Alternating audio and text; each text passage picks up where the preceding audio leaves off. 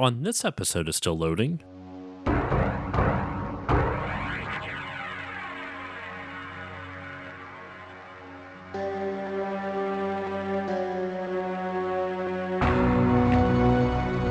realized the moment I fell into the fissure that the book would not be destroyed as I had planned.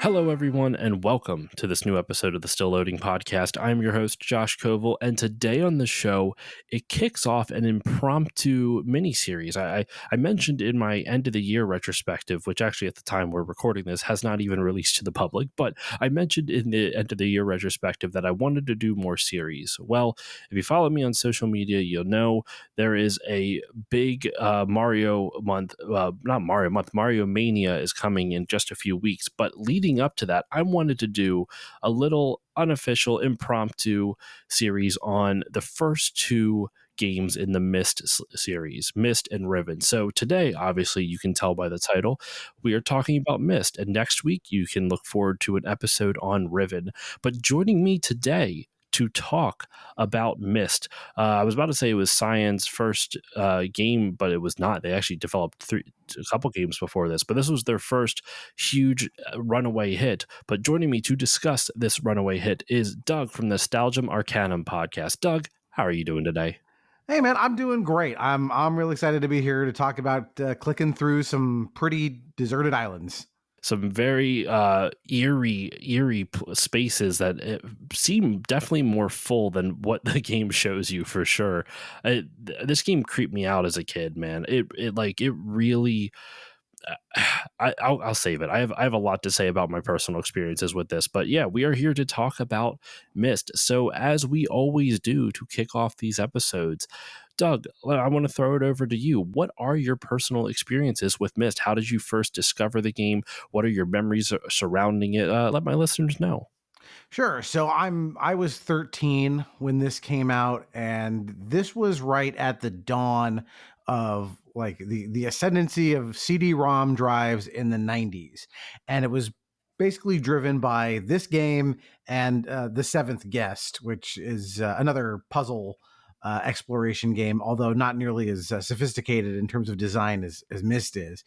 And this ended up just dominating the conversation. If you were keyed into video games at all, in the early 90s, you heard of Myst. Even people that didn't play games heard of Myst. So it was just around. And I had a friend who I had the PC, and they were a Mac family, and Myst debuted on Mac, and they were like early adopters. So they always had like the fastest, most powerful Mac you could find. They had it. And so I remember just going over to his house, and it was like, I got to show you this thing. And that was my primary memory of playing Myst, was mostly playing it at a friend's house. For whatever reason, I didn't go out and buy it on PC, even though it came out for PC shortly after, once it became the monster hit that it was. Yeah. So I didn't actually get around to playing Myst in its entirety till later. Like I played some of it. I ended up playing a lot of Riven, the sequel, at his house again. And then the first Myst title that I actually owned myself and played to completion was Myst 3. But okay. But I obviously I maintained a soft spot for this. I certainly played my share of it, even though I didn't own it. And it has clearly stood the test of time. I mean, it's been re-released over and over again, giving it different facelifts and stuff to sort of give it a little more vibrancy compared to the old original thing. But the core gameplay remains, this solid, as you said, eerie space to explore that is, awesomely accessible to everybody, right? There's no platforming, there's no challenge in terms of that. It's just you and your mind as you explore this space. So yeah, just strong, fond memories of this and kind of the its mastery of tone. And that was something that was really intentional by the game developers. What you mentioned about how like there's no real way to die, there's no enemies coming to get you, there's not really any like the only thing that essentially gives you a fail status in the game is you quitting it. Like that's it. Like nothing can come and get you, nothing can kill you. And that was really intentional by the developers, Rand and Robin Miller, who founded, Cyan Worlds. They're the ones who made this game. And I think that's a really important thing to bring up really early on. Is I think that's one of the main reasons this game, like you said, Doug, contributed to being so popular with non-gamers. Like it was such a like people all over the place played this game, people who had no interest in games. And I think that accessibility of not having um the panic mode almost of like what platformers do, or other types of games where there's enemies or time limits or this and that, it really made it a lot more palatable to other people. Doesn't mean it's an easy game. Some of these puzzles, dude, are bullshit. So No, I mean it is notoriously difficult and obtuse. But like you think of its closest cousins at this time would have been point and click adventure games. But Mhm. point and click adventure games of this era, think something like Secret of Monkey Island, are constantly talking at you. Like they are like joke a minute delivery machines, Mhm. right? Because that the way those games work is like, you're constantly going to be making mistakes. So to make up for the lack of progress, they go, well, we got to make all of the mistakes funny. So at least we're making Mm. you laugh as you're banging your head against King's Quest or whatever it might be. And here, the minimalist philosophy of this, like, we're not even going to give you that. We're just, like you said, it's like there's barely any music. It's mostly just this eerie silence and absence of stuff that makes this go, and leaves just like it says, yeah, it's and you're on your own to solve all these puzzles, especially when you couldn't just look up all the solutions on the internet as easily as you could now. That Prima strategy guide, I'm sure, was a hot ticket back in the '90s, man, for this game. Yeah, no, I guess before I continue on, my own personal experiences with this, because otherwise I was about to launch into some other stuff that I wanted to bring up that you made me think of. But real quick, my own personal experiences with this. Growing up, I'm a little bit younger than you. I had my uncle did have this game, and I would watch him play it, and I remember it was just so. I was mesmerized by it. Like the game creeped me out. I always thought I was going to like run into somebody, and I did end up playing Riven as well on his computer. We played it on a PC, and I was about to share a Riven story, but I'll save that for the Riven episode. But I just remember being completely captivated by the world that was in front of me. It felt so real and vivid to myself when, I mean, I forget how old I was. I'm going to guess, because Riven came out in what, 97. So I was probably 6 or 7 when I first played this game. And I just remember the whole world just captivated my imagination. I was so confused by what was happening, but in the library, when you click on the painting to then, this is not a huge spoiler, but just in case, mild spoilers for those who haven't played it. When you click on the painting to unveil this hidden passageway to the back of the library, it blew my mind. I could not believe like what I was seeing. It really like, it hit me in just the right spot. It made me so curious about the rest of the world. And I remember being so obsessed with it that we had a Macintosh at home. My uncle had a PC, and we did eventually get this game for our personal home computer, our personal Mac. And I remember bringing the game into my computer school lab and somehow convincing my teacher to allowing me to install the game on a computer in the computer lab, which I think about it now, like how much like, security and other stuff like that. There is absolutely no way a school would allow that now, not even in the slightest. But, we back in the 90s, we just had these iMac computer labs, and we would play. And I remember bringing Myst in, and showing it off to the kids there, being like, look at these graphics, because like still, even at the time, like even in the late 90s, like graphics didn't look like that. Granted, it wasn't technically a full 3D world, it was a bunch of static 3D generated images, but still it looked better than anything we had ever seen at that time, at least to Oh us. yeah. Yeah, I went back to it recently. We did do an episode of our show on Myst about a year ago now, and I went back to play some of it, and I was playing one of the more updated versions. I got to go look at some screenshots of the original, and I was just stunned of like, wait, in my head, it was the most lush, incredible 3D Yeah. environment I had ever seen, and now I'm like, oh, this is some reboot looking 3D. But at the time, again, mind blowing. And to me, it still doesn't matter in terms of that, because that's not what the game is about. Like, what its strengths, it still is sort of pretty and evocative, even in its simplest form. But Mm-hmm. it is so much about the feeling you get while you play it. And I think that vibe is something that is so hard for games to master, or games to obtain. Like, there are certain games and series where when you play them, they evoke a feeling that is so hard to quantify. And I can't tell you why I'm able to feel it in some games and not in others. So for example, I'm speaking purely in terms of aesthetics, not necessarily in terms of quality of gameplay. Your mileage may vary depending on what you like, but like the Sonic games, like the original 2D Sonic games, I felt like had a very clear aesthetic with like their visual style and the music. It all felt like kind of bigger than the sum of its parts when you play it. You may not like the games, but I'm just talking once again purely about aesthetics. And it was the same thing for me with Myst, where you have these 3D rendered worlds with these eerie background, with this like ambient eerie music.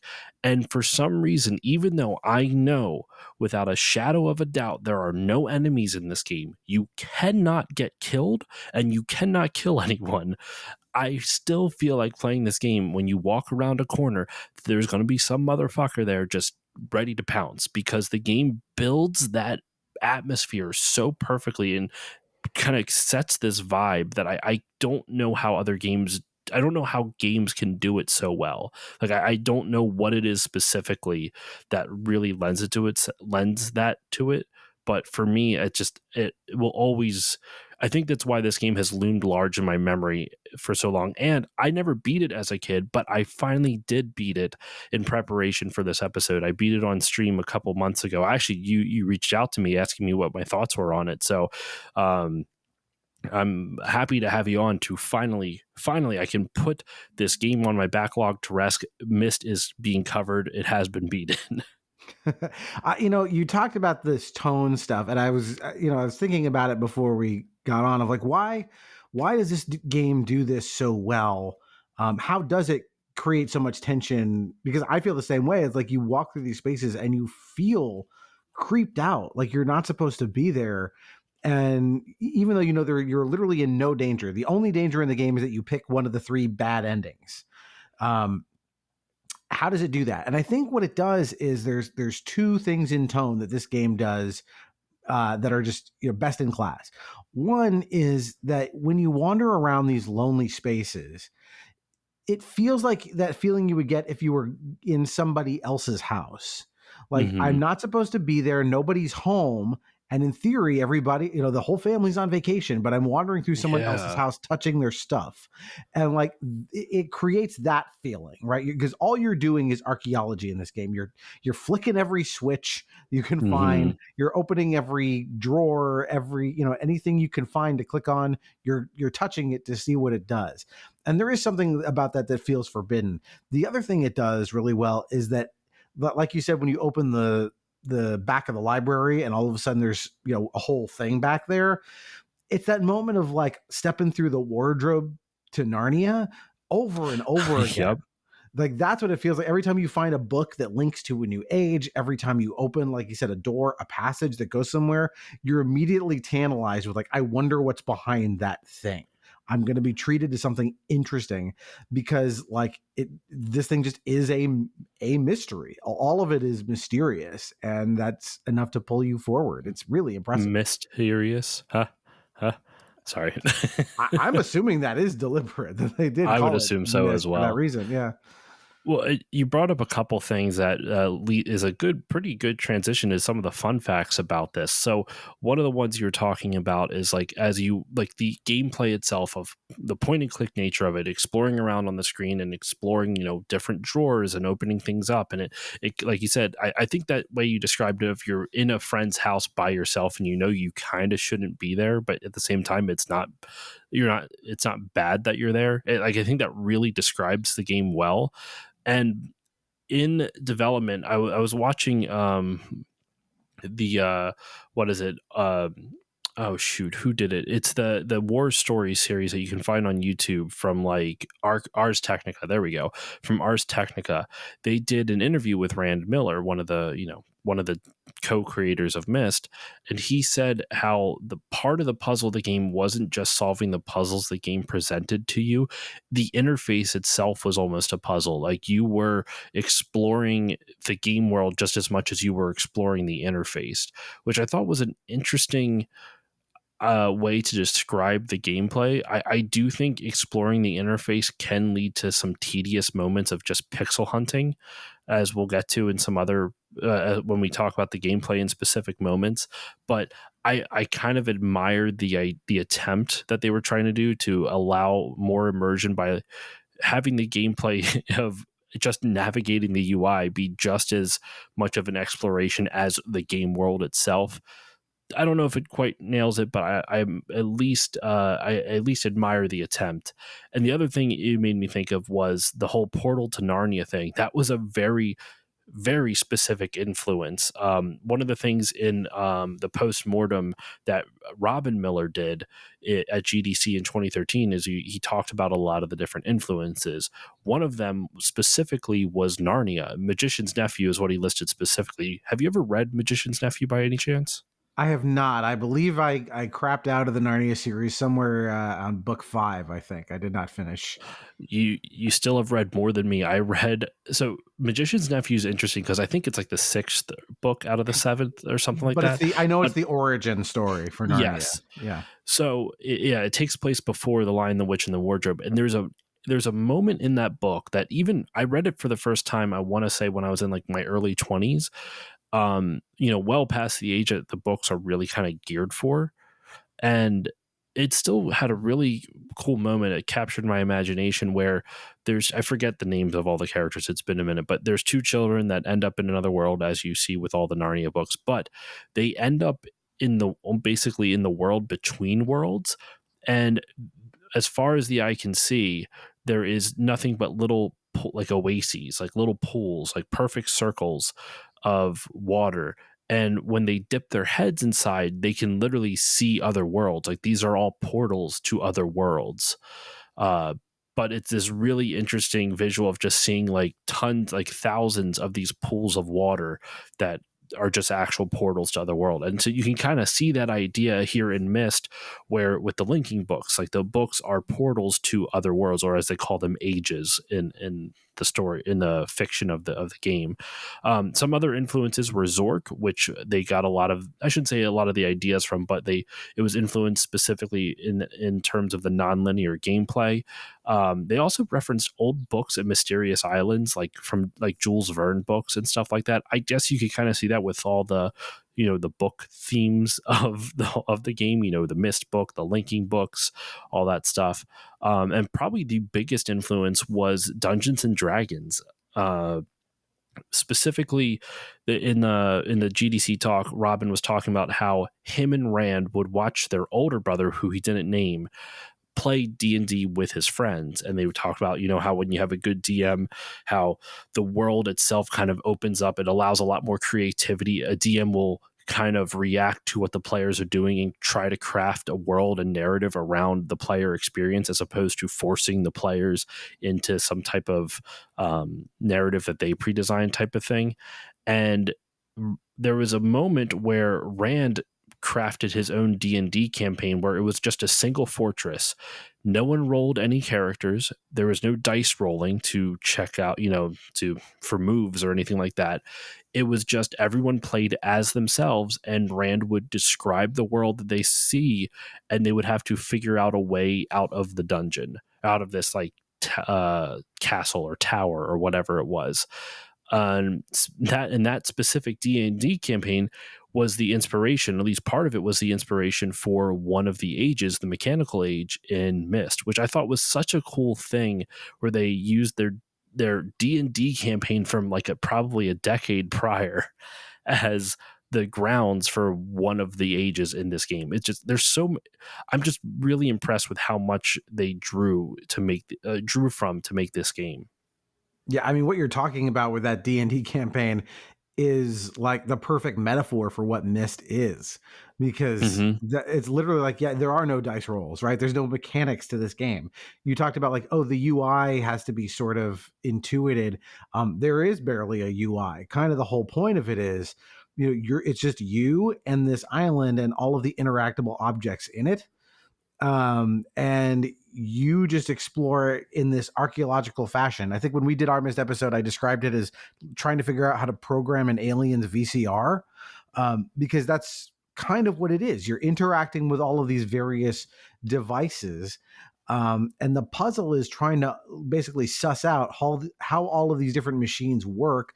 If there is a code that's required, you have to figure out, well, how do I find the code? The code, of course, is not on a piece of paper next to the machine that it goes to. It's going to be somewhere else. And you have to piece together all these threads. You're probably taking a lot of notes as you do this. And that is just the unique experience that even these things that they were checking as references, like Zork doesn't do that. Zork is a more traditional text adventure. This is so miraculously hands-off that there's just nothing else like it. Like I mentioned, The Seventh Guest. The Seventh Guest is worth mentioning because it's another 3D CD ROM puzzle adventure that was a major seller in 1993. But in The Seventh Guest, you walk into a room. It all takes place in this haunted house. You go into one of the rooms in the haunted house, and literally there's a chessboard sitting out on a table, and then you do the chess puzzle, and then you solve it, and that's it.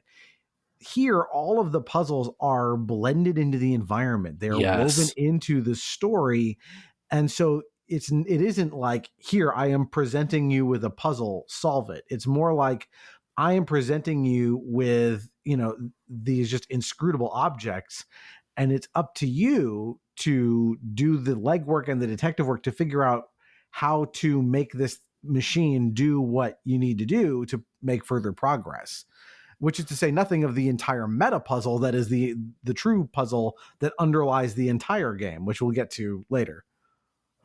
What I think you bring up an excellent point, Doug, with the how the puzzles in this are they work with the story and the setting as opposed to being separate from them. Because like you were saying with the example from The Seventh Guest, I wouldn't say that puzzle necessarily works against the game, but it sure as hell doesn't work with it, Yeah, that's what I mean. The puzzles are all fine. Some of them are challenging, some of them are not. I have a lot of stupid affection for that game. But it isn't revolutionary at all, other than on a technical level. But what is revolutionary about Myst is that, again, all of it is about exploration and deduction, rather than just saying, literally, here, I'm giving you a bunch of playing cards, flip them over in the right order, and that's it, right?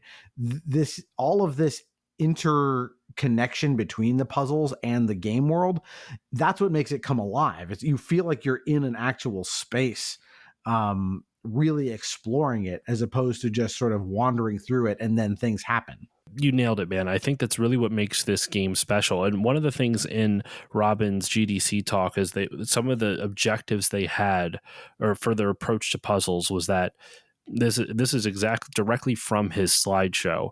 Most people don't like puzzles. A good puzzle doesn't feel like a puzzle. You want it to be familiar, but also non-arbitrary, and you have to solve it via observation and common sense. Now, common sense is a little bit more tricky because common sense, I'm not even saying this to be like pithy, but like common sense isn't common. What's common to one person is not going to be common to another. There are so many times I wish things that I now consider common sense I knew back when I was even in my early 20s to avoid some embarrassment. But it's, so that common sense idea can be a trap, and I do think sometimes it falls into that in this game, but by and large I think the puzzles are actually really good. There's a few that I think are bad, and in fact the one that most people cite, the bathysphere one with the sounds, uh even Robin Miller flat out said in the GDC talk, yeah, that's a bad puzzle. That was not a good choice on our part. But we'll get to that in just a moment. Some real quick history leading up to the release of Myst. So Robin and Rand Miller we've referenced them a whole bunch already. They are the co-creators of Myst and the founders of Cyan Worlds, the developer of Myst, or Cyan. The game came out originally on September 24th, 1993 for Mac OS, and was ported to a bunch of other places. Fun fact, the reason it got ported to home consoles a lot of times, it was ported by Sunsoft, because Sunsoft is the company that gave the funding to Cyan to make Myst. Originally, they had this idea for a game that was going to be called The Grey Summons, which they pitched to Activision, because up until this point, up until Myst, they had made 3 games prior. All of them were geared towards children. Their first game, specifically called The Manhole, actually had a lot of influence towards their later games, including Myst. When they first got into game design, Rand really tried to convince his brother Robin to join forces and create a game development company. Robin was a musician and an artist and knew a little bit about computers, but for the most part he was more of the musician and artist, and Rand could do some art, but he was more of a tech guy. And so he sent to his brother Robin a copy of the program Max HyperCard, and at the time they were living in separate states. Rand Miller was living in Texas and Robin was living up in Washington State. And he sent it over to him. He sent it from Texas to Washington.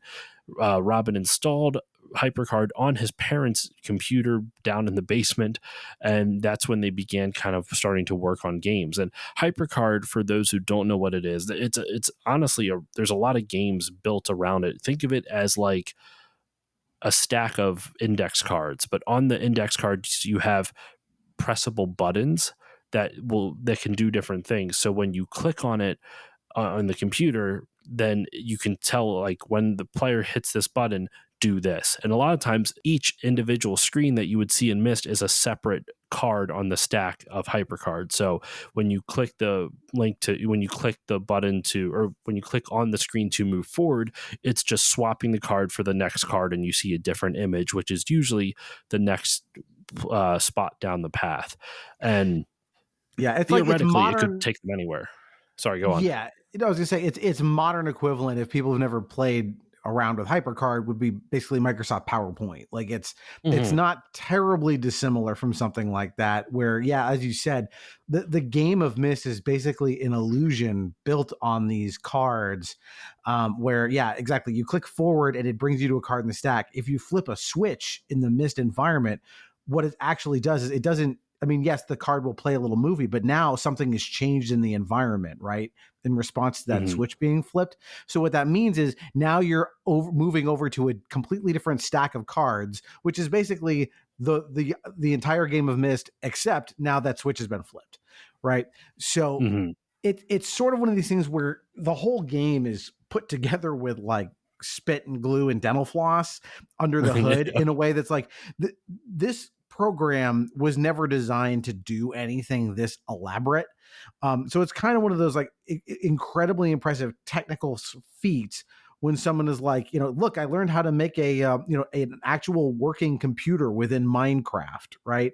It's kind of the same thing where like they like just mastered this program to make it do something far beyond something it should have been able to do. I in terms of like memories of Myst, that same friend, I remember going over to his house, and we tried to make a game out of HyperCard.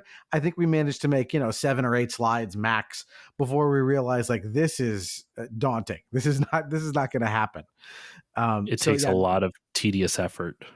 yeah, I'm sure they perfected this by the time they started making Riven. How to do this in a more smooth way. So when you play the original Myst, that is one of the technical marvels to be aware of, is realizing, like, oh, you don't see it in the final product, but what's happening, in the code is a miracle.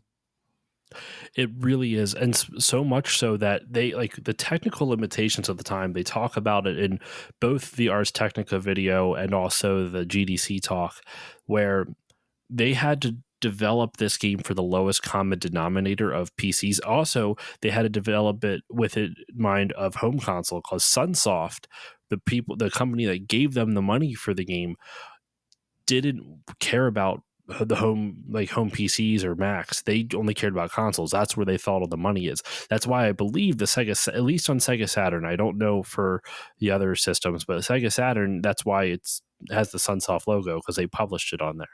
But Yeah, and I know I haven't personally played it, but I know from the episode we did, our guest was telling me that he had played this Sega Saturn console version, and that it mhm. was wretched because the Sega Saturn had a lot less oomph than PCs and Macs at the time, and also the screen resolution was lower, which meant that, like, a lot Mm. of these, like, you know parchment pages you have to read were far more pixelated, and that meant there were Oh no.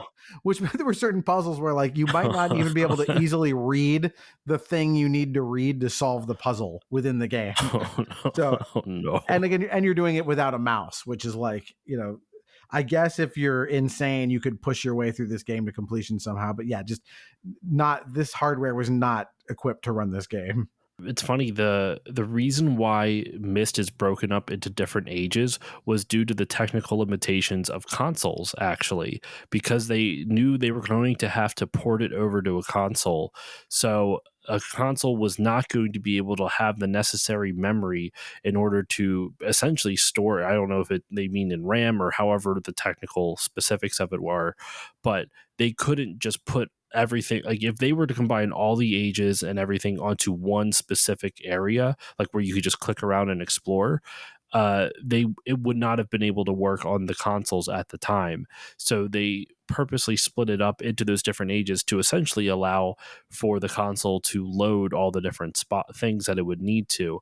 And what I was saying before with the lowest common denominator, even for PCs, they had to develop this for single speed CDRs, for CD ROM drives, which CD ROM drives already were expensive back in the 90s. Like, this game is credited with popularizing it, because as CD ROMs, became more in fashion, I guess, people was like, well, what can I do with it? And everyone in computer stores would be like, buy Myst. That's what it's for. And it really helped with the sales of this game, but we'll get to that in just a moment. And but they had to go to the lowest common denominator. They had to assume the people who were playing this couldn't afford the big fancy double, or let alone like triple speed CD-ROM drives, CD drives. So they had to actually be very painstakingly meticulous with where they place the data in the physical locations of the data on the CD.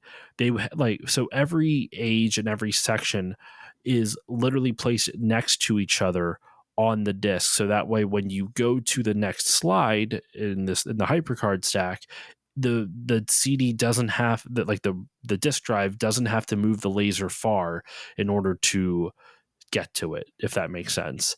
They were worried about, even with sounds, because sounds would have to be located on a different part of the drive. So how do you, like, they were saying, like, all right, well, it's going to have to, read a certain amount of the music, and if when it runs out of that, it's going to have to go back and read read that spot again. So something's going to freeze. So they had to place everything. So it makes it seem like just putting it on the disc was like a game of Tetris, trying to figure out the best possible solution to place the data on the disc, so that way it would have the least amount of impact on the player's experience in terms of load time, which I just can't even imagine having to think about that today.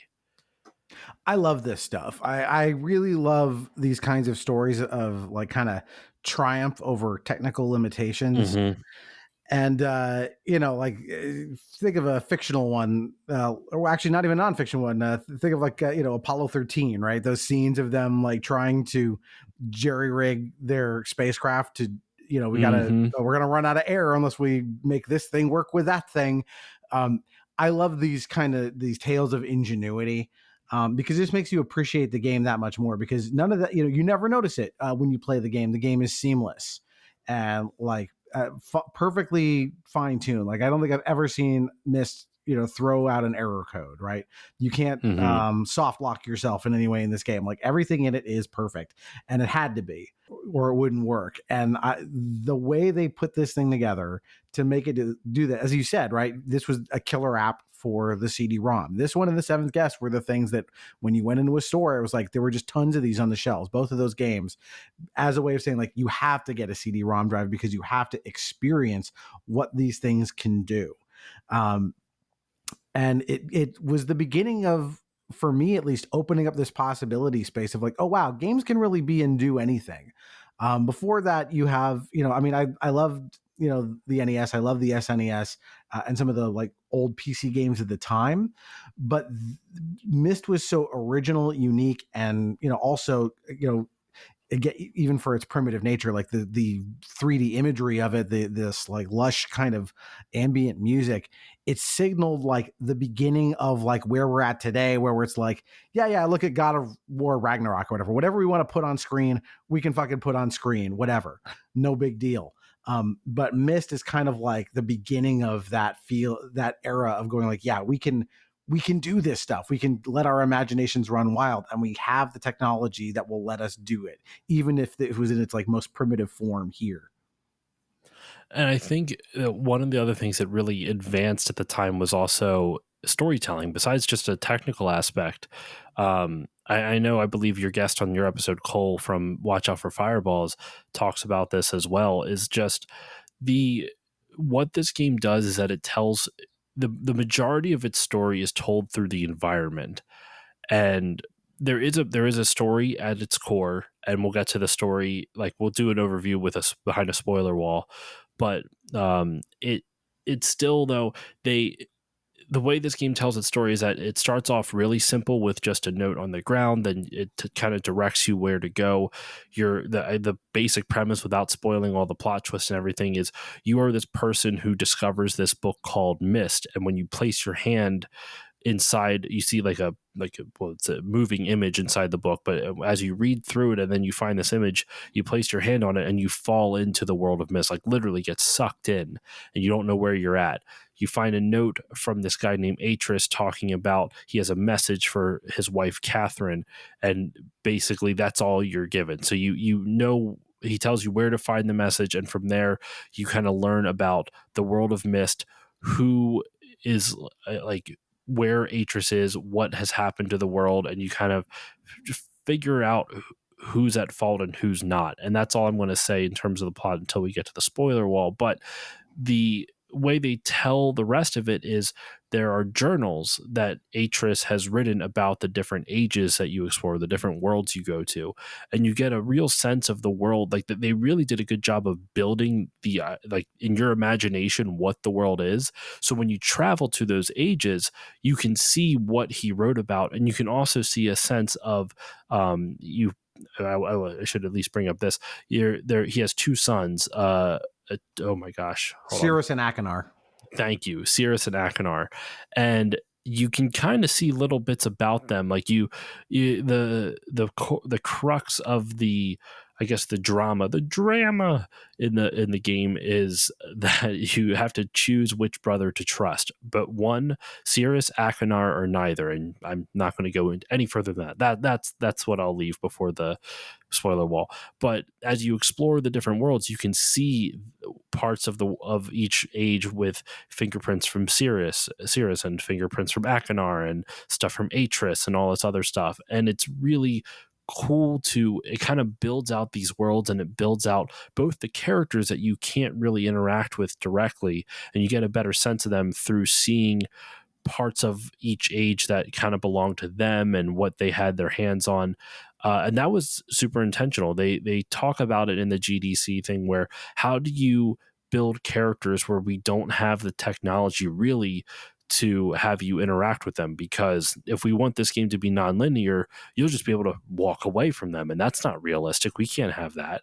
So they do this like one way thing with the brothers trapped in their books, and where if you walk away from someone kind of like on a TV screen, it doesn't feel nearly as like far-fetched as like you having a conversation with someone in person and then just yeeting off and be like, no, I'm not talking to you. And I thought that was a really interesting way to kind of fix that. I wouldn't have thought of that as a problem, but I think they were smart to consider it that, and I think it made the game that much more immersive. And also, as you mentioned before, Doug, add mystery to the world. But I mean, there's so many fun facts I could go into, but I think we should go into some of the gameplay with this, like the puzzles and all this other stuff. And I'll find other ways to work in some of the fun facts that I looked up. Like I have like 3 pages of notes, listeners. Like I can't believe how much I was able to find on this. So I'm not going to be able to get to all of this on the episode. But Doug, I want to throw it over to you, my friend. Some of the puzzles in this, like what are some puzzles that stand out to you? What are some of your favorite ages? Like just talk about your experiences playing through the puzzles and the ages.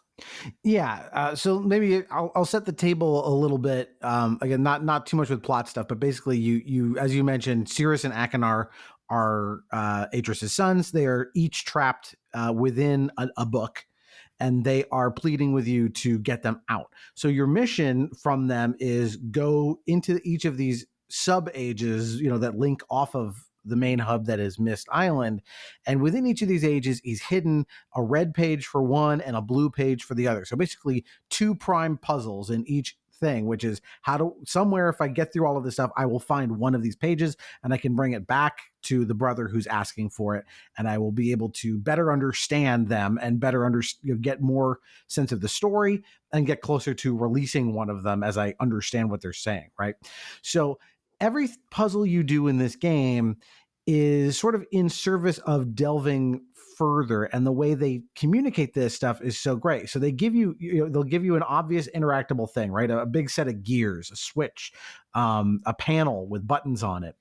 And so the second you see one of those, that obviously implies, okay, there is a pattern to these, and they do things, and I just have to figure out how to operate them. So maybe there's a code, right, that I have to enter. Well, if you see something with a code on it, that means the code must be somewhere in the environment. So I got to go explore somewhere else. Maybe there's a book, and if I read the book on one of the pages, oh, okay, there's the symbols that I recognize from that thing, right?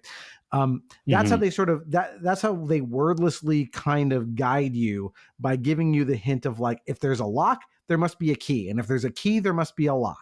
And by showing you keys and locks around, eventually you get enough of a sense of like, I've seen a bunch of these keys and I've seen a bunch of these locks, and now I can start figuring out how they interact, right?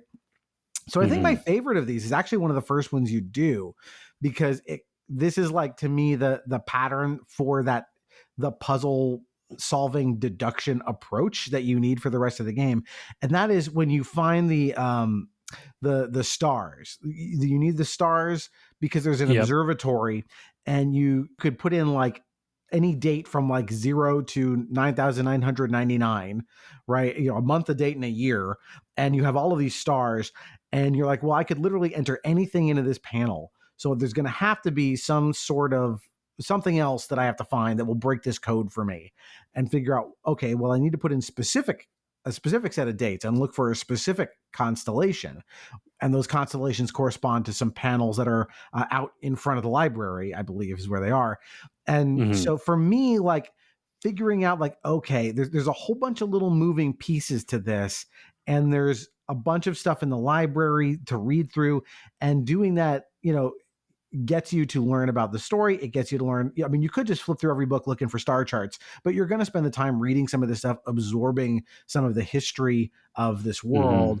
But eventually it will lead you to that when you finally have that moment of like, oh, great, here's a date, and I can punch that into the machine, and it shows me a picture of a constellation, and I can go over and put that constellation on the panel, and eventually I believe that opens up the path to the stone ship age, if I'm not Correct. mistaken.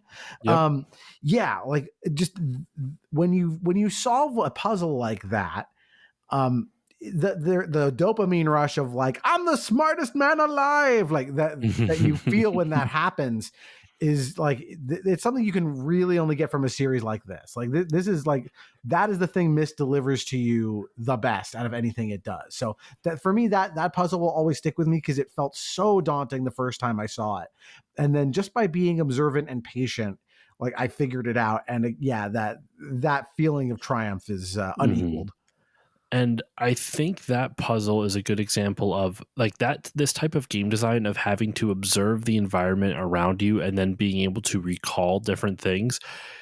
I normally hate that type of puzzle. I do. I don't like puzzles that make you rely on like hoping that the player remembers something or hoping that they remember the correct thing. Now, to be fair, the game, and I actually have an original box. Shouldn't say an original. I have a PC copy for Windows 3.1 and 95. The game came with a journal, an official Myst journal for you, the player, to write down the note, like your notes, and it's a decent amount. Like they give you lots of paper to work through the puzzles, which I think is really cool. I also think they talk about it in some of the talks where that adds layers of immersion to you, where the game is now no longer just something on your computer or in your computer screen on your computer screen. It's now something that you have brought out into your real life, into the real world, because you are physically writing down parts of the game. And I can say when I was playing through Riven, I both Riven and Myst, I did that. I didn't damage my Myst journal that I got from a thrift store because that apparently was unused. It's still in pristine condition, so I kind of wanted to keep it that way because I got paper. I don't need the Myst journal. But anyway, but I think it does add a layer of immersion when you can bring the game outside of the screen into the real world. And with the puzzle you mentioned specifically, I think the reason it didn't bother me in Myst, I have some issues with how it's done in Riven, but at least here in Myst, the levels are small. It doesn't take a lot to walk around. So with the puzzle you referenced, Doug, with the stone ship age and the different constellations and the symbols, those puzzles are within to see everything that you need to see to put that together, it's within 2 or 3 clicks of each other. In the library, if you figure out the tower, which I'll spare the listeners, so that way if you want to play this, that way I don't spoil that puzzle for you. But if you figure out the tower in the library, that gives you the constellations, which then those constellations, you have to write down those symbols so that way you can go back to the book in the library, see what the symbols represent. And as you're traveling back and forth from the observatory to see the constellations to the library, you are almost guaranteed to see the boxes in the courtyard area with the different constellation symbols in them. So you can put 2 and 2 together, like right there. They are all right next to each other, but you still have to do the exploration. You have to explore around in the library to find the right books that you need. You have to figure out the puzzle inside the library to get to the tower. You have to go down the main pathway to see it, but it's all within a short distance from each other. It's not like you're in the stone ship age and you get something there and then you have to use that what you learned there in a different age. That type of thing would drive me nuts because I feel like that's a little bit too far of separation, where it's like, well, why would I need something from the stone ship age to figure out something in the Channelwood age and vice versa, right? I think unless the game really makes it apparent or tells you specifically, like, hey, like you may find stuff in some ages that you need in others. Like even if they should build it in the story in like one of the journals, say like Atra says, I left things all across the different ages that link to each other or some shit like that, but they didn't, and they kept it all kind of bottlenecked into their own state, into their own ages. Everything you need to do to complete the stone ship age is in the stone ship age. Everything you needed to complete the Channelwood age is in the Channelwood age. Same with Selenic or Selenetic. Selenitic. Stellanitic. There we go. Same with Selenitic. Same with Mechanical. Everything that you need is right there. And I think that is a really smart design choice. If you're going to make observation be the solution to puzzles, don't put a heavy burden on the players to remembering some random detail that they may not have even known that they needed to, that could take, 5 minutes to travel across, especially in a world that's filled with important details and nooks and crannies to explore. I think I remember when I was playing through this, I was just very impressed that it wasn't more obtuse. There are some bad puzzles, like we've said before, we'll get to, but it wasn't more obtuse. What do you think? Did you agree with me with that? No, I totally. First of all, this game inspired it because of its success. A lot of Myst likes, right? A lot of developers tried to make their own version of Myst or something that used this template, and I'm sure that there were some that did exactly what you're talking about, where the bits and pieces of these puzzles are far flung across the game, and it's much harder to coalesce into the solutions. And I think it's one of those things where like the puzzles in Myst feel really hard, and then you solve them, and you kind of look back and you go, actually that was actually pretty kind and fair. They did give me everything I needed. It was all right there. I just had to put it together. As you said, there's a few that are tougher or involve a little too much. Like, I got to push this thing, and then I got to walk all the way back over here and click this thing, and then I got to go all the way back again to the other side. And like, there's a few of those, but they're in the minority. The vast majority of the puzzles are, pretty. They're more straightforward than they would appear at first, and they are giving you everything you need. It's on you to notice it. What's one of your favorite ages to explore? Was it the Stone Ship age, or did you have like any other ages that you enjoyed kind of clicking around in? I like the Channelwood age a lot. I think the setting is really Yes. evocative. It's sort of Endor, right? It's the sort of treetop city above this watery swamp. I just sort of I like that kind of environment. I think is more interesting than I think like something like the Mechanical Age is a little more dry, and so I really like that lush environment in Channelwood. And I think Channelwood does a lot to give you that environmental story you're talking about like who Cirrus and Akinar are, like, because ultimately everything kind of boils down to this family drama of Atris, Catherine, Cirrus, and Akinar. And you only get that from seeing what they left in their wake. And there's a lot of it in Channelwood. So I think that's to me, that was one of the best ages in terms of doing what they set out to do. So I always enjoyed that one. Do you have a favorite? I actually am 100% with you on Channelwood. That was my favorite age as well. I think it's more the visuals that got me. I'm a sucker for like woods, and I think specifically with the Mechanical Age, not mechanical. I'm sorry, Stone Channelwood Age, is that it's kind of there's a little bit of whimsy to it. It's a little whimsical, where there's no ground, everything's flooded, so you're standing on just docks that are just traveling around this world, and then you have to go up into the trees via elevators. And the puzzles are trying to figure out how to turn the elevators on, but it's pretty straightforward nonetheless. And as you go up there, you can explore the treetops. And as a kid, I was always a sucker for like tree houses and tree houses that connect to each other, like Swiss Family Robinson and shit. Like that type of stuff, I loved it, dude. I can't get enough of that type of thing. So I think even as an adult, that hasn't quite left me. I just really like woods and woodsy things. So Channelwood was by far my favorite. And in terms of puzzles, Channelwood was the easiest one, I feel like figuring out that puzzle with the water. I don't want to say anymore. There's only one puzzle I'm willing to spoil, and it's the one from the Selenitic Age. Is that the bathysphere one? Yep, the bathysphere one. Yeah, I hate that puzzle. We'll get to that in just pretty much next after I'm done talking about this.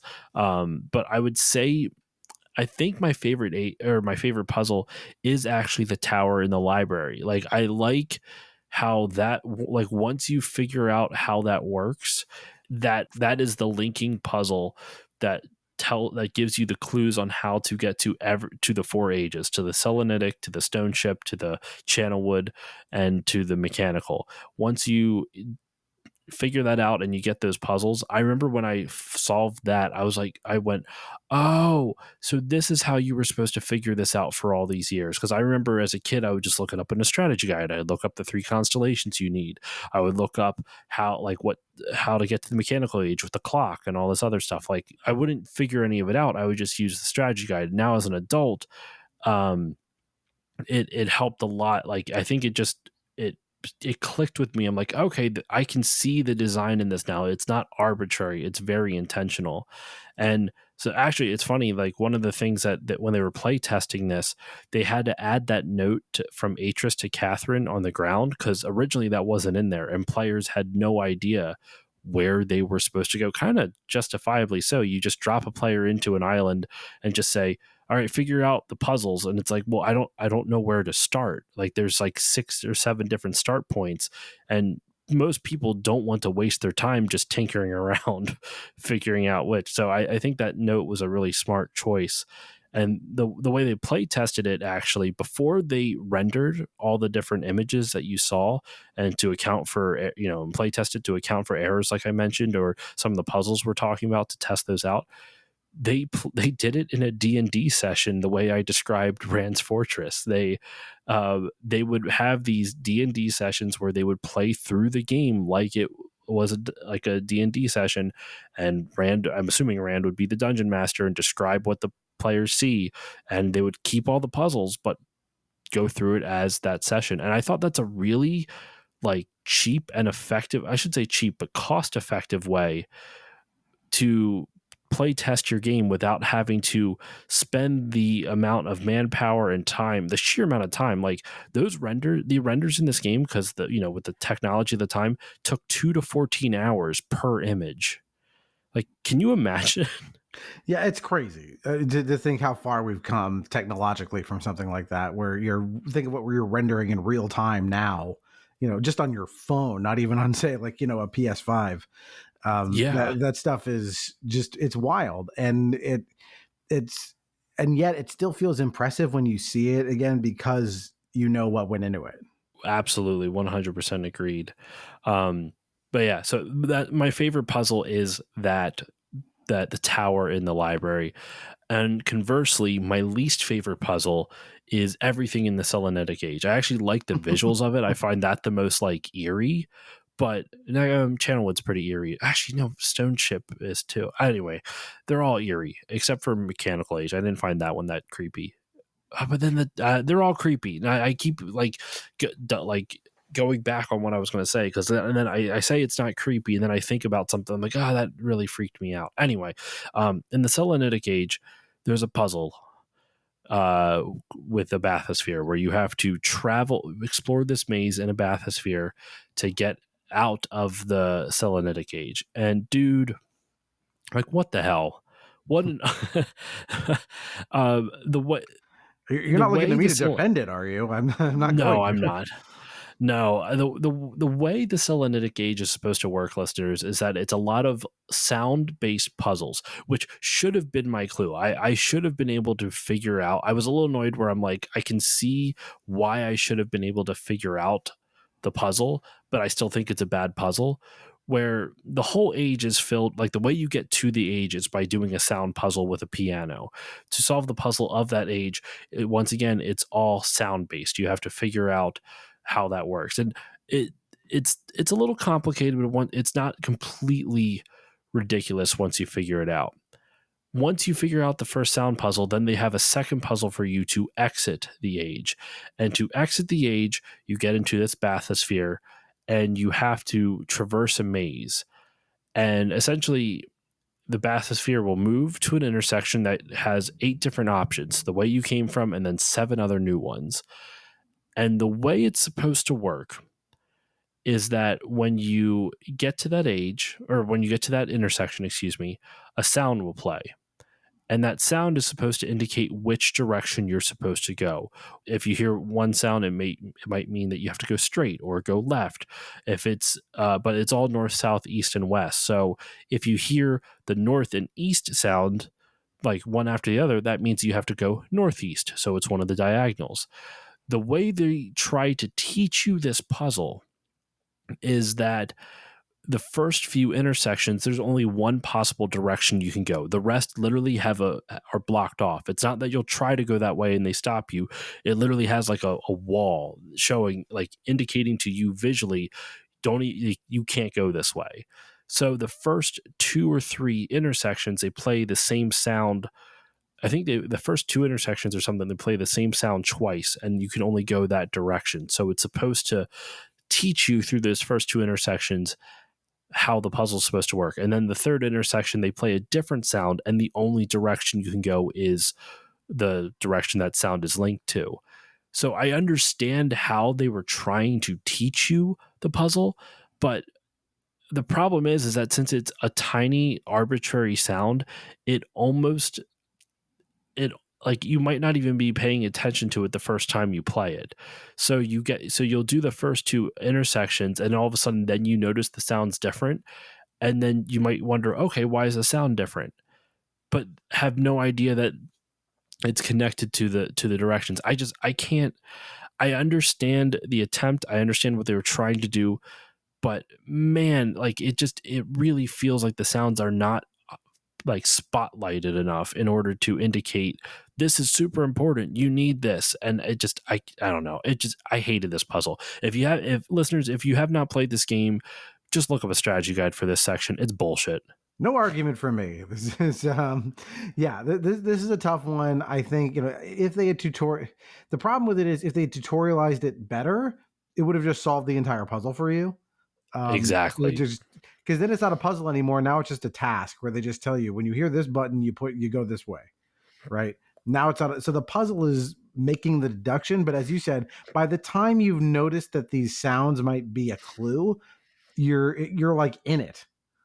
And so you're rudderless. You have no way to now, these buttons, the sounds now have no context for it. You just hear a beep or whatever, and you're like, I don't know. Does that mean left, right, straight? I don't know. There's no way to find out by experimenting anymore.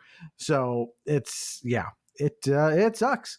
There's no other way to describe it. Don't let that put you off the game. That it's one of a few puzzles that suck, but I think the overall their batting average remains very, very high. Oh, 100%, man. Like almost all the puzzles I thought were like really good. I do think like even the first puzzle, there is a little bit of a layer of like, it's a little because they throw out terms that they throw out a lot of proper nouns in this game. And it's not as bad as like some other games where they try to build lore by putting a lot of proper nouns that you don't have the context to understand just yet. Like Final Fantasy 13 comes to mind. But with this, the first note that you get from Atris, it says, I've left a message for you in like the I forget what it calls it, but it's like a room right where you started on the docks. So right there it tells you, okay, there's a room on the docks that I might have missed when I spawned on the docks at the beginning of the game. And to read this message, it's the number of marker switches. And so you're like, okay, what the hell is a marker switch? I have no context for what that is. But if you go to the room, you can then see this like weird, almost looks like a cauldron. And when you turn around, you'll see like this I was going to say billboard. It's not a billboard, just a little, like, not a Post-it note, but a piece of paper pinned up on the wall. And on it, it gives you different numbers. And it says marker switch, I think is like 67 or something like that. And then there's like one other thing where it's like a topographical map of the island of Myst. And if you click on the button on there, then it opens up and you see an option in order to input numbers. So if you input the number 67, and then you go back to that cauldron and you click the button on the cauldron, which this is, I guess, part of the gameplay where you're supposed to experiment with what you can click on, because that button on the cauldron, while it does stand out, it doesn't necessarily look like a button. It looks like just some type of decoration for it. But when you click on it, then you'll see what the marker switch looks like, which if you've explored around, even just like the moment you get on the island, you see a marker switch right off the bat. Like you pass two of them two of them minimum just to get up to the node. So you can see them. So theoretically, then you can start counting the marker ships or the marker switches, and then you go back to that cauldron thing hidden on the dock, type in the number in on the behind the poster thing, and that's where you get the message. It's a really cool intro puzzle, but I did think where it's like, why would you bother using the markers? Why make it that hard? It's a weird puzzle to me because it's asking you to solve the first puzzle it's giving you by solving the first puzzle again, if that makes sense. It's like, it's to solve the first puzzle, you have to solve it a different way, which you already don't understand how to solve it the first time. I'm not doing a good job of explaining it. Does that make any sense? No, there's some of these puzzles, it's almost like, they were like a Mad Magazine fold-in, right? Like it looks one way and you solve it a certain way, and then you realize, oh, if I turn it around and I do this backwards, I get a different thing, a piece of information to come out of it, right? So there are some of these things that you will have to work your way through twice from a different angle, essentially. And that, I believe that puzzle is one of them where like they want you to sort of have that experience of going like, oh, okay, there's like the thing it obviously does straight up, but it also has a second function that will reveal a clue of some kind. So there's sort of this like economy of puzzles there. But once they do it to you once, you'll at least, it's not that this applies to every puzzle in the game, but it's giving you this like language of like, this is one of the ways we craft puzzles in Myst, and you're on the lookout for it after that. Yeah, I guess I guess it is a good teaching method for it. I don't know. I think I just didn't like that opening puzzle. Like I liked how it gave you direction, but it still just felt just a little bit too. But you know what? At the same time, by counting the marker switches, it forces the player to explore around the island. It forces the player to do exploration right off the bat. Yeah, considering how limited their tool set is in terms of their ability to communicate ideas to you, they do a pretty good job of going like, well, we can't directly tell you to go look over here, but we can do things that kind of make this thing look enticing, or as you said, induce you to explore in the hopes that, just out of your own curiosity or desire to see more of the island's aesthetic beauty or whatever, you will wander into these places and again necessarily notice, oh, hey, I found another key or a lock. I wonder what this goes to. All right, I want to move on now to our spoiler wall section, Doug. We've been talking a lot about the puzzles, and I mean, I still probably have so many more notes I could bring up, but we are running over an hour so far, so I want to get to our spoiler wall. We can talk about the story and the world and some of the stuff they go into. So, listeners, if you do not want this game spoiled, or any puzzles we may talk about, we can talk about puzzles a little bit more freely with this. Then go play the game. It's honestly worth it. It's not a long game. I highly recommend checking it out. But I will say though, the lore is a lot more interesting than the story. So you're not gonna, as much as I say, like, we're gonna put up a spoiler wall, I don't think the story itself is. I don't know. I'm torn on how much I like it. But anyway, we're gonna dive into the story now. So, sure. Yeah. I don't know where even to begin. Doug, what are your thoughts on the story? We'll start with that. What are your overall impressions of it? So, as you kind of indicated, the story of Myst, there isn't really much of a quote unquote story in terms of incident within the game. It's 90% what you learn about the background lore that tells the story of the game. And, I guess now we can get into the details of what it's about, where basically it's sort of a King Lear idea. Wise King Atris is, he's one of this race of people called the Dunni, who are authors of these books. And it's not 100% clear if they write a book that is an act of creation that makes an age, like that Atris creates the Selenitic age by writing it into a book, or that the writing of the book just creates a portal to the pre-existing Selenitic age. But regardless, he is one of the last of these people. And he has his wife, Catherine, who we don't see in this game, and his sons, Cirrus and Achenar. And at the beginning of the game, we find out that all three of them have been imprisoned. Cirrus, Achenar, and Atris have all been imprisoned. That they basically, Cirrus and Achenar imprisoned their father, who was after them because they had been exploiting and running hog wild through these ages and ruining them. But Atris is clever enough to also end up with each of them trapped in the red and blue linking books. And so as you go through the game, when you first come across the red book, say, or the blue book, which contains one of the sons, and you open it, you see the little like postage stamp size FMV video of, say, Cirrus trying to talk to you, but there's so much static that you can barely make out anything. As you bring me red pages. It's about all you can. Yeah, it's like all you can get out of them is like blue pages. And so, but as you bring them red and blue pages, the message becomes clearer and you can hear them better. And each one of them is pleading you, basically saying, "Don't trust my brother. My brother's evil. Bring me the blue pages. No, bring me the red pages." And that is an incentive to go through all of the puzzles in each of the ages, because you want to get both the red one and the blue one to get a better sense of what they're talking about. And I really love this. I think Agreed. it's such a simple premise of like, okay, go solve puzzles to try and find out what these guys are about. And as you said, which one of them I should trust.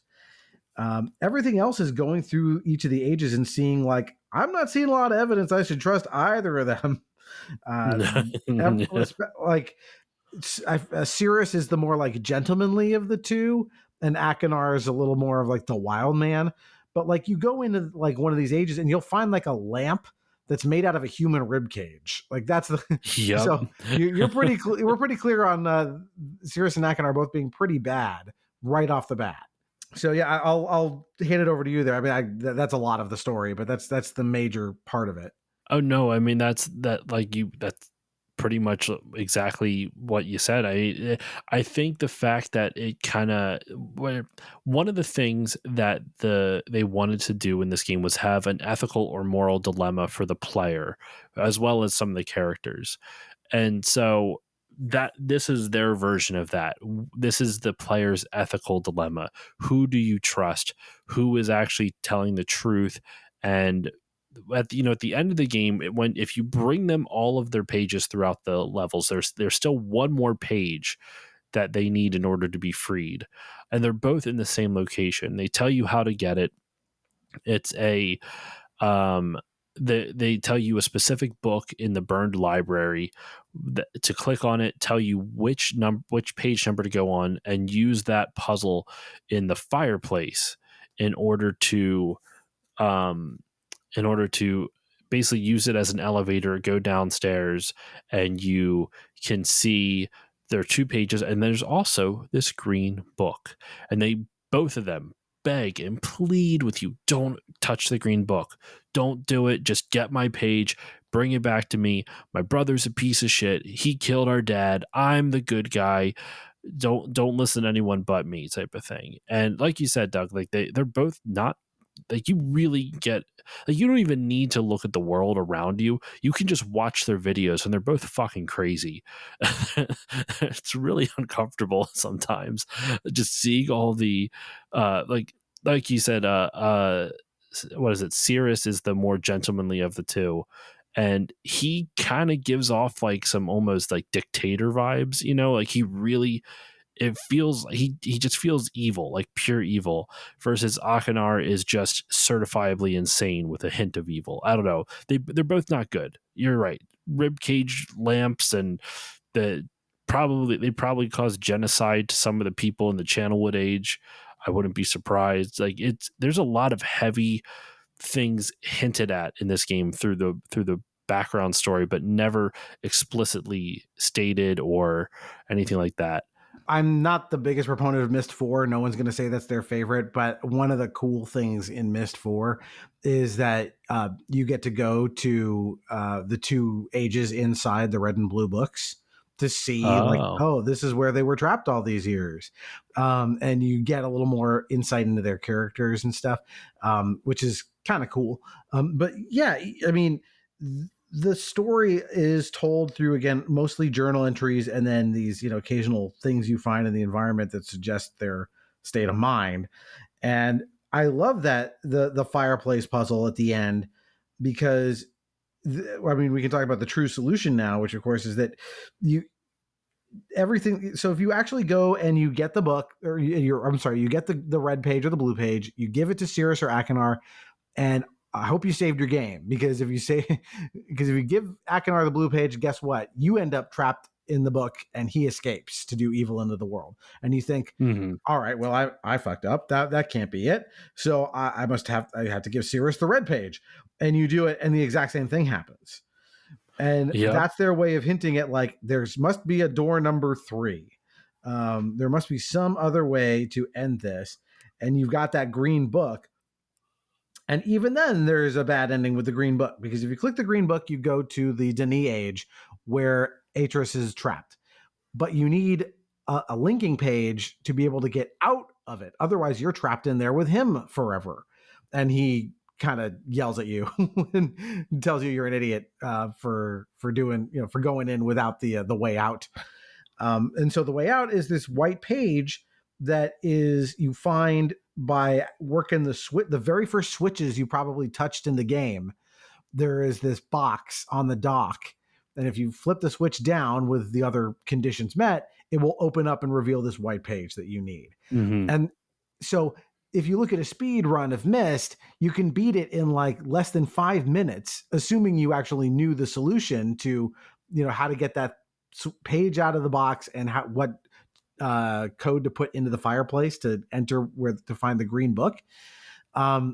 It's incredible. It's like the entire game is this giant circuitous route to get back to the beginning to find out what you actually need to know. It's beautifully impressive that way. I love games that do stuff like this, where if you know the solution, you can beat the game in like 2 seconds. Like you don't really need much more. You can I think in order to beat this game, you would have to know how to get over to the clock tower. That's really the only puzzle that you absolutely have to solve in order, because I think there's a marker switch over on that clock tower.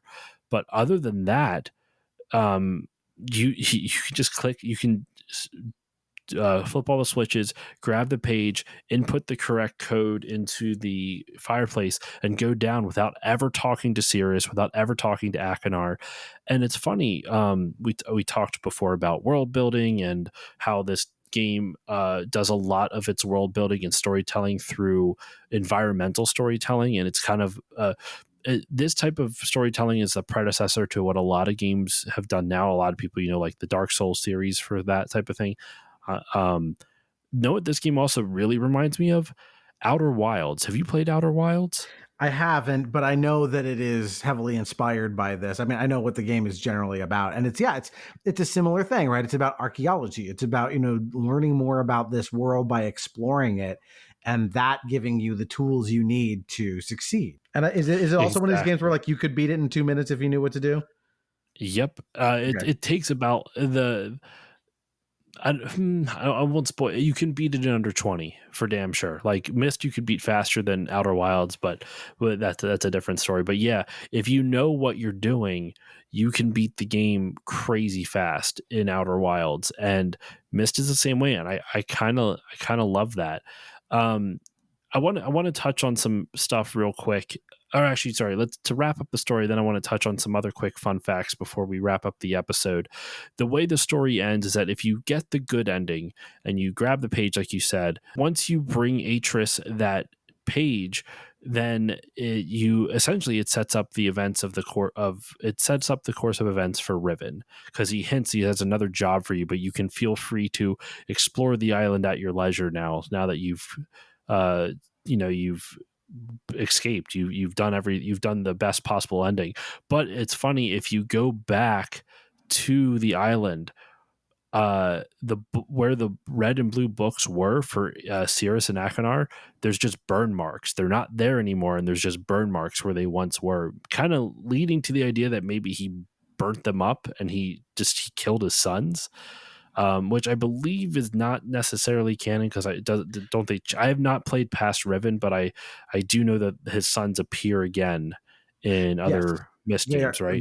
they are canonically alive. They both appear in Myst 4. That's what I thought. So yeah, I'm sure that's some type of retcon, but I don't. I'll explore that when I eventually get around to Myst 4. But I just wanted to bring up some other quick fun facts, like, that I couldn't fit in the episode when we were talking about, but I think there's some really interesting things here to talk about. So one thing I wanted to bring up is just how they got to Myst specifically. Their first game was a game called The Manhole, and this is actually the game that Sunsoft, when they approached Cyan about developing a game for them, or helping them fund a game, it was The Manhole that got them that funding.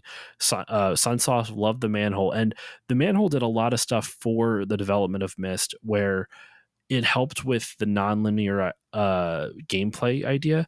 Because what happened was, when they started making it, Robin was drawing the manhole. You see a manhole, it opens up, and there's a giant vine that comes out of the manhole, and there's a fire hydrant kind of chilling off in the background. It's got a very surreal look to it, because it's all just black and white, which I think kind of actually lends to the mysteriousness of the aesthetic of it. I've never played the manhole, but it just, from what I've seen with it.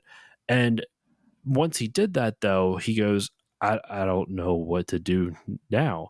Do I go up the beanstalk? Do I go up the beanstalk? Do I go down the manhole? Do I go past it and around it to the fire hydrant? And so it led to them thinking about games in a nonlinear fashion of, like, well, what if a player could do all of that? What if they could go down the manhole? What if they could go up the beanstalk that came out of the manhole, type of thing? And I thought that was a really cool. I like that. Even just seeing that, it kind of captured my imagination and makes me want to play it. Now, the early games didn't necessarily have nearly as much story as Myst. It was a lot more kid-based, a lot more just kind of nonsensical puzzles, but still, you can see the influence of it. And I referenced before how there was a game they wanted to make called The Grey Summons that Activision said, no, stick to kids games. Well, The Grey Summons, when they pitched it to Activision, they said they wanted it to be a non-linear game geared towards adults, where the player is the protagonist with believable characters, ethical and moral choices and consequences, and an emotional provocation. Sound familiar? Mm-hmm. Even though the Grey Summons did not get made, all those things are in Myst. So it's very clear they had some idea for Myst. Obviously not the full fleshed out idea at the time, but that was even thought about before Myst even kind of came into being. Some other quick technical limitations I thought were interesting. Game images were 8-bit images, which meant they had a max of 256 colors. And like I said, it took 2 and 14 hours to render all of this, which is just crazy to think about. In terms of music, Broderbund actually was their publisher for for Mac and PC. They're the ones that suggested adding music to the world, and Rand and Robin didn't like that. They liked diegetic music. They liked things that kind of fit into the world as a whole, and that felt more realistic. And so they basically begrudgingly did it, and were like, fine, we're going to prove to you this is a bad idea. And then when they started adding in this music and sound effects, they're like, actually, this is really freaking good. I guess we'll include this in there. So music was added to it. And something I think we should have brought up when we were discussing the story. All the characters are played by the developers. Rand Miller plays Atris. I believe, doesn't he play Akinar too? Maybe. No, I don't think he plays Akinar, but I mean, he continued to play Atris for the rest of the series. So apparently he hated it. he does fine. He does not enjoy acting. I thought he does well enough. I actually think for a 1993 game with no professional actors, yeah, the brothers ham it up a little bit. It's not bad. It's really not bad. Again, see The Seventh Guest, where it is the hammiest thing you've ever seen in your life. Like, I mean, no secret that, FMV did not necessarily produce Oscar-worthy stuff, and voice acting in games has come a long way since 1993. But this is at the beginning. The fact that you had any actors at all was a marvel back then. Just the idea of having a FMV. Everything before that was pixels and text. So this was a huge deal.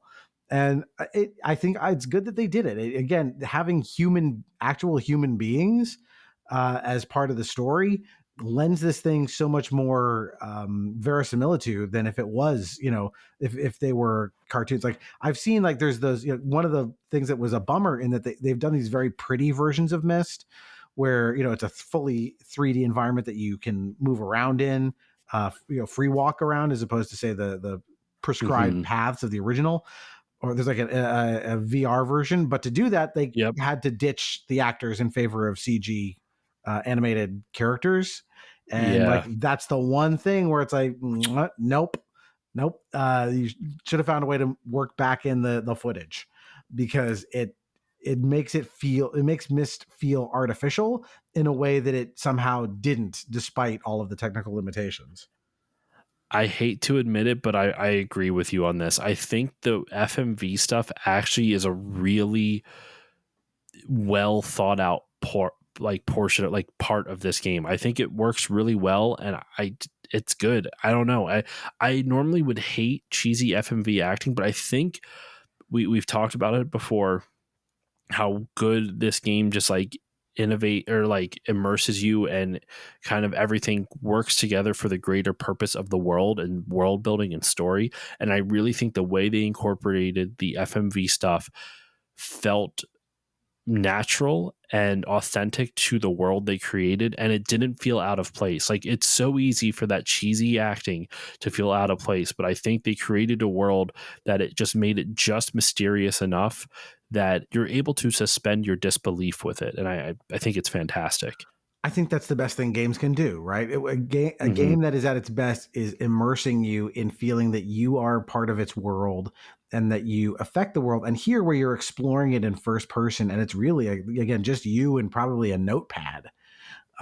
This thing is just so revolutionary. It is truly one of the landmark games of all time.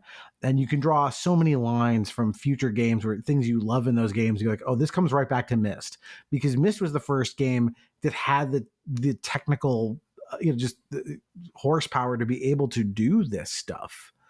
And so, like it really is almost that feeling of like, the first talkie, or the moment when the Wizard of Oz goes from black and white to color, right? It's that feeling of like, holy shit, we look what we can do with these games.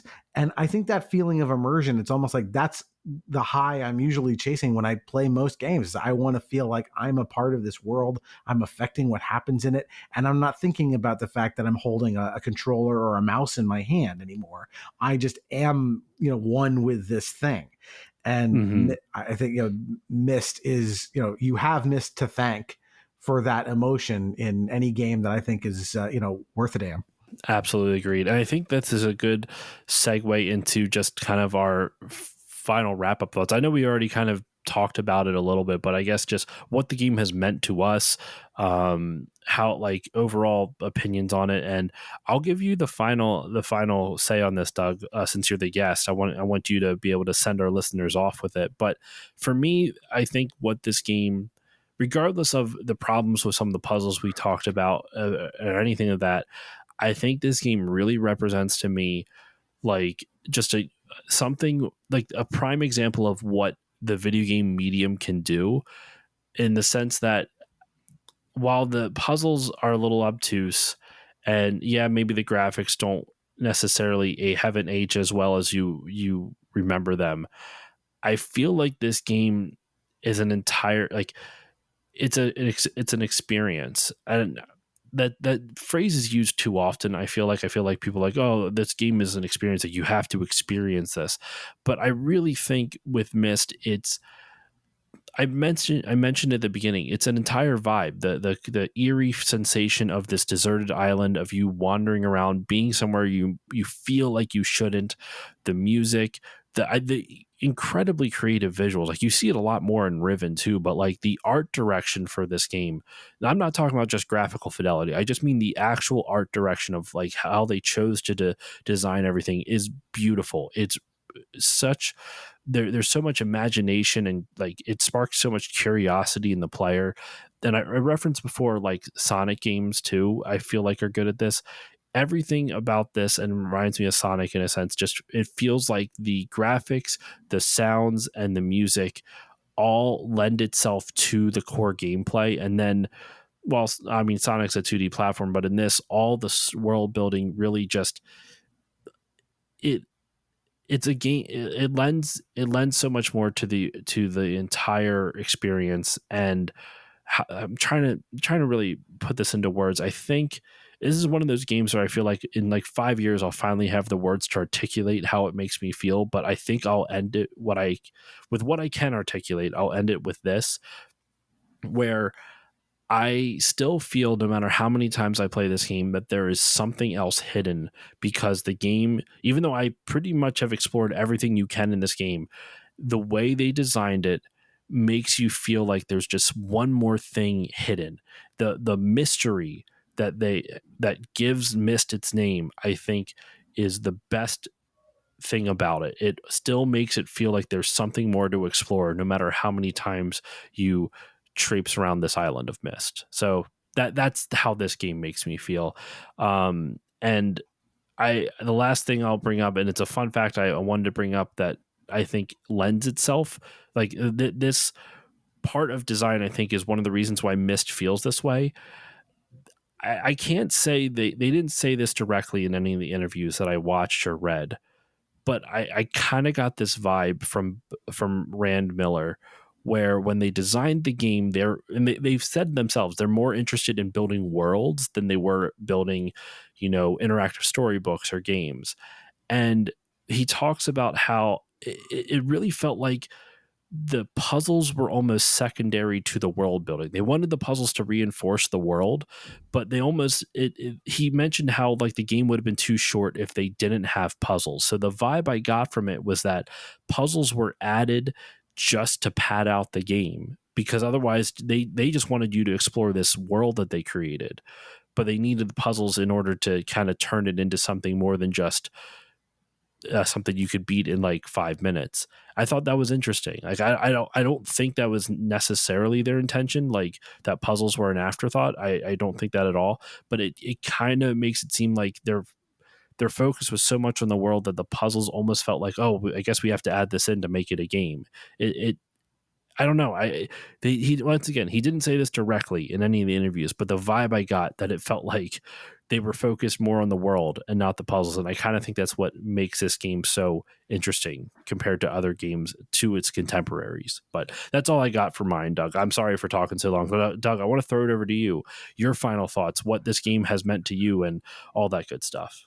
This game is ultimately about exploration, and exploration is about possibilities. And what I love about this game, both having now the hindsight of 30 years of this game to see its influence and the ripples it's had, is understanding that what the Millers understood at their core is, again, that fun experience of just what you're talking about. Like, there's what's just around this corner, right?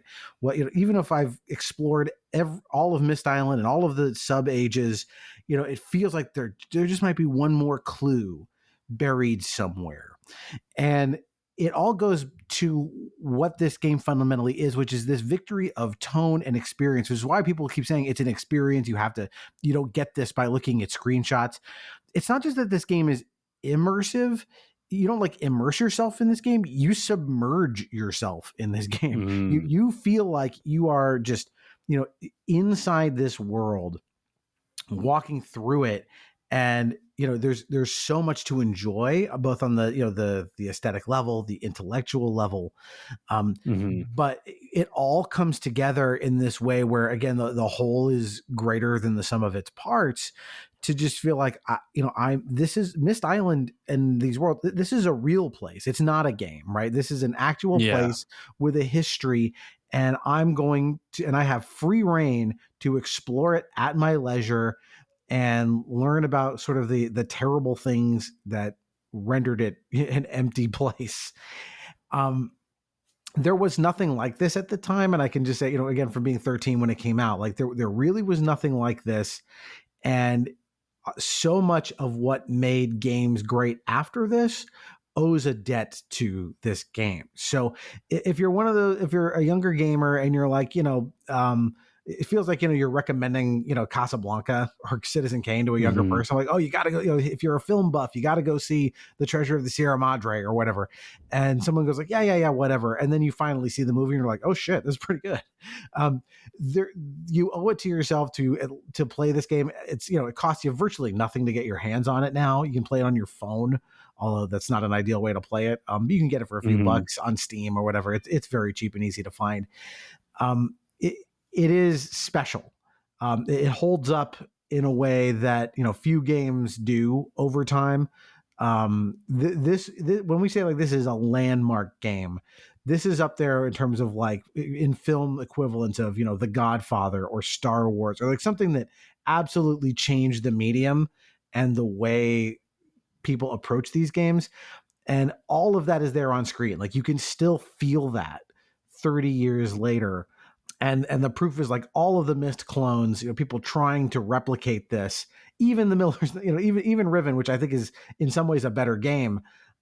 This is the more holistically complete thing. It's very, very special. And, I think you owe it to yourself to try it and to do what you can to make your way through its puzzles. And yeah, you use the guide on the bathysphere. But other than that, you are in for a really special treat. I think, even if you didn't live through it, you can put your mind back into 1993 and feel what it's like to walk through Myst Island, with fresh eyes for the first time. Dude, I couldn't yeah. I wish I could have said it so eloquently. This game's great. I really enjoyed getting to finally beat it for the first time earlier this year, and I don't think I can say enough nice things about it. It's funny because I remember hearing other podcasts talk about how poorly it's aged, and I really don't think it has aged all that poorly. Like maybe I don't know. Maybe if you're talking about just in pure mechanics of some of the pixel hunting, because there are some spots where, like, in order to solve a puzzle, you have to, like, I'm specifically thinking of how to get to the selenitic gauge with the one breaker. Like, there's like two different like switches you have to hit on the electric line, and the one's kind of hidden around the corner. But other than like a couple hidden spots, like, I don't know, it was never frustrating enough to, other than some of the puzzles we mentioned. I don't know. I think overall, with some issues with some puzzles and maybe just some quick locations of like some to solve some puzzles, like I mentioned with that one switch, this game holds up and it's fantastic. But yeah, I think it's a perfect place to let off, my friend. Doug, thank you so much for joining me, man. This was a really fun conversation about this game, and I'm so happy I could finally have you on the podcast. Oh, my pleasure. I'd be down to do this anytime. This is great. Well, where can my listeners find you? Where can the good people find you online? Is there anything you'd like to promote and talk about your podcast, Nostalgium Arcanum? Sure. Oh my gosh. No, you're right to mispronounce it. I I stepped on it by choosing a name for my podcast because you know how the kids love Latin. Yep. More popular than ever. Those kids. Yeah. So the name of the podcast is Nostalgium Arcanum. And I'm sure hopefully you'll put a link to it in the notes so people don't have to worry about how to spell it. Yep. But we cover all old things pop culture. So not just games, but movies and TV shows and music. Josh has been kind enough to come on our show twice, but once to talk about Muppet Treasure Island and again to talk about the Uncharted franchise. So if you like Josh, those are his 2 episodes. If you like games, we've done a lot. So we've done one on Doom. We did one on the 16-bit Disney games. We've done Final Fantasy VI and Chrono Trigger, Street Fighter 2. There's our Myst episode and a few more, I think, that Simon's Quest, a couple others I might be blanking on. Oh, Mega Man 2. So there all sorts of like stuff, whatever kind of floats your boat. I'm sure we've got some episodes that are up your alley. If you want to find it, of course, it's wherever you find podcasts, but we're on the socials on We're on X and Blue Sky at Nostalgium Pod. And then we're on Threads and Instagram at just Nostalgium Arcanum. Oh, and also on TikTok as Nostalgium Arcanum. But that's just mostly me screwing around and doing impressions. But it's still part of the podcast. So if you like that, go find that there. And that's where you can find our stuff. And you do a mean Kermit the Frog. Didn't you sing Rainbow Connection or whatever? Yes. So if you get at the end of the Muppet Treasure Island episode, I put in some audio, which was we had a karaoke party at my house, and I did Rainbow Connection, and I did not just Kermit, but a whole bunch of Muppets. And so you can hear that audio at the end of there if you want to hear that. God, man, I want to watch another Muppet movie now. Anyway, as usual, for myself, you can follow me on Facebook. I call it Twitter because I refuse to call it the other thing. Twitter, Threads, Blue Sky, Twitch at Still Loading Pod, at Still Loading Podcast on YouTube. You can find me all those different places on the socials. I post pictures of my game collection and random shenanigans like ugly Christmas sweaters. At the time this episode comes out, Christmas will be almost a month ago, but whatever. Anyway, you can, if you want to support the show, you can give it a 5-star rating or review on Apple Podcasts or whichever podcasting app you use, because that helps more people find the show and it makes me feel warm and fuzzy. I like feeling warm and fuzzy. You can also support the show by going over to patreon.com/stillloadingpod. For $1 a month, you'll get all the episodes a few days earlier with better audio quality, as well as access to patron voting rights, which at the time this episode comes out, there's no polls going on, but 2 have just ended somewhat recently. One for my quarterly patron poll, where they chose Zillion for the Sega Master System, which I'm not sure if I'm going to enjoy playing, but we'll find out. And also, I posted a poll. I guess I don't know if I'm announcing it here or whatnot, but actually no, I announced it on social media.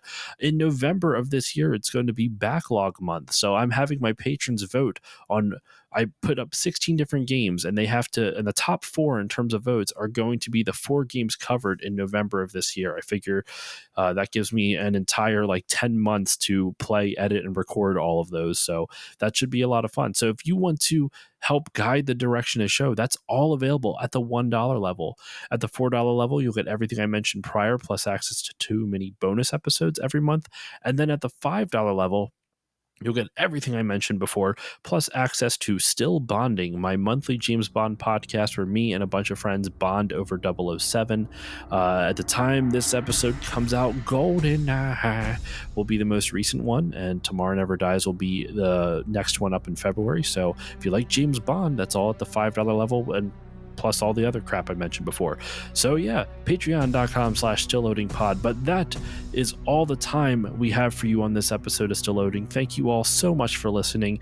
Doug, thank you once again for joining me. My pleasure. Thank you. And with all that said, listeners, I will see you all next time.